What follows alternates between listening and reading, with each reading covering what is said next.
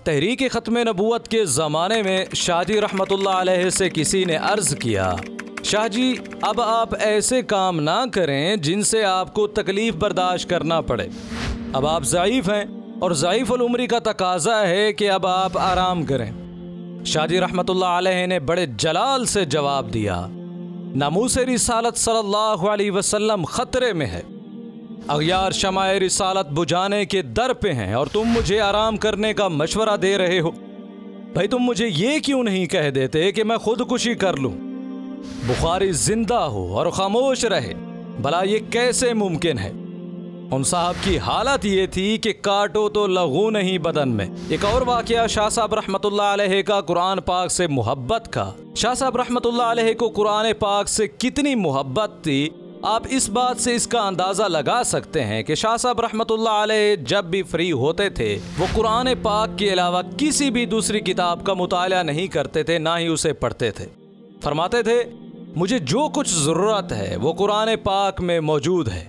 आज अगर दुनिया कुरान पाक को छोड़कर दूसरी किताबों पर तवज्जो मरकूज़ कर सकती है तो बुखारी दुनिया की किताबों को छोड़कर कुरान पाक पर तवज्जो क्यों नहीं कर सकता?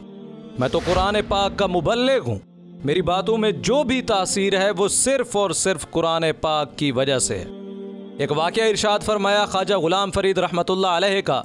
उनका एक मुरीद था जो हर साल उनके लिए एक लुंगी हदिया लाया करता था। एक साल वो गैर हाजिर रहा, 2 साल बाद वो 2 लुंगियाँ लेकर हज़रत ख्वाजा रहमतुल्लाह अलैह की खिदमत में हाजिर हुआ।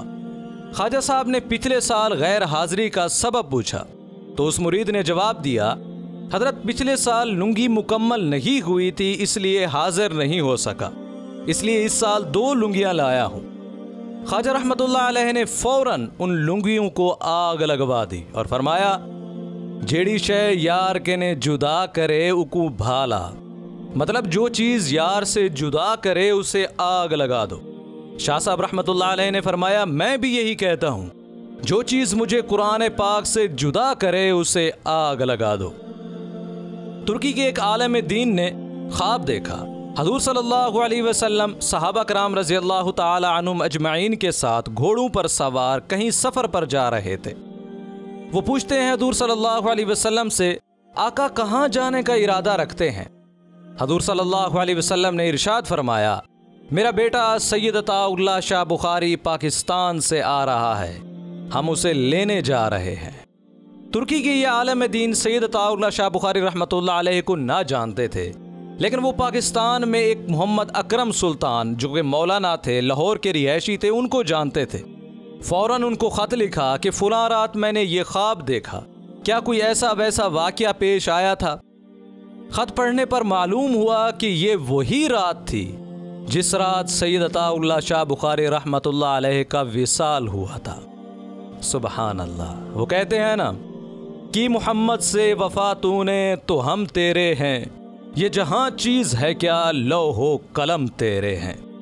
क्या खूब फरमाया, ए जन्नत तुझ में हूरो कुसूर रहते हैं, ए जन्नत तुझ में हूरो कुसूर रहते हैं, मैंने माना ज़रूर रहते हैं, मेरे दिल का तवाफ़ कर जन्नत, मेरे दिल में हुजूर रहते हैं। सुबहान अल्लाह। दुआ करते हैं कि अल्लाह ताला सैयद अताउल्लाह शाह बुखारी रहमतुल्लाह अलैह की कब्र मुबारक पर करोड़ों रहमतें ख़ास नाज़िल फरमाए और उनके नेक नक्शे कदम पर हमें चलने की तौफीक अता फरमाए।